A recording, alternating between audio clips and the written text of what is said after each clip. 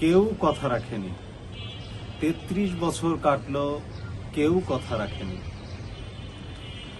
ছেলেবেলা এক বষ্টমী তার আগমনী গান হঠাৎ থামিয়ে বলেছিল, শুক্লা দ্বাদশের দিন অন্তরাটুকু শুনিয়ে যাব। তারপর কত চন্দ্রভোগ অমাবস্যা কেটে গেল, সেই বষ্টমী আর এলো না। ২৫ বছর প্রতীক্ষায় আছি। মামাবাড়ির মাঝি নাদের আলী বলেছিল, বড় হও দাদা ঠাকুর, তোমাকে আমি ৩ প্রহরের বিল দেখাতে নিয়ে যাব। সেখানে পদ্ম ফুলের মাথায় সাপ আর ভ্রমর খেলা করে।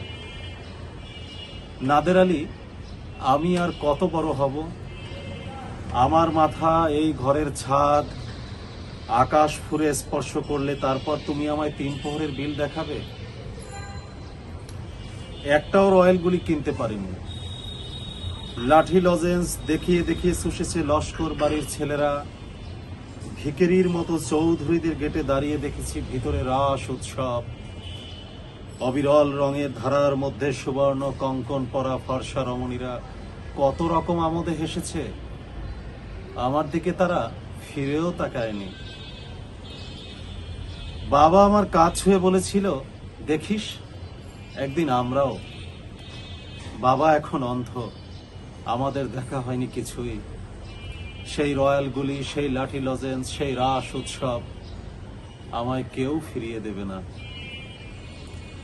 বুকের মধ্যে সুগন্ধি রুমাল রেখে বরুণা বলেছিল, যেদিন আমায় সত্যিকারের ভালোবাসবে সেদিন আমার বুকে এরকম আতরের গন্ধ বের হবে।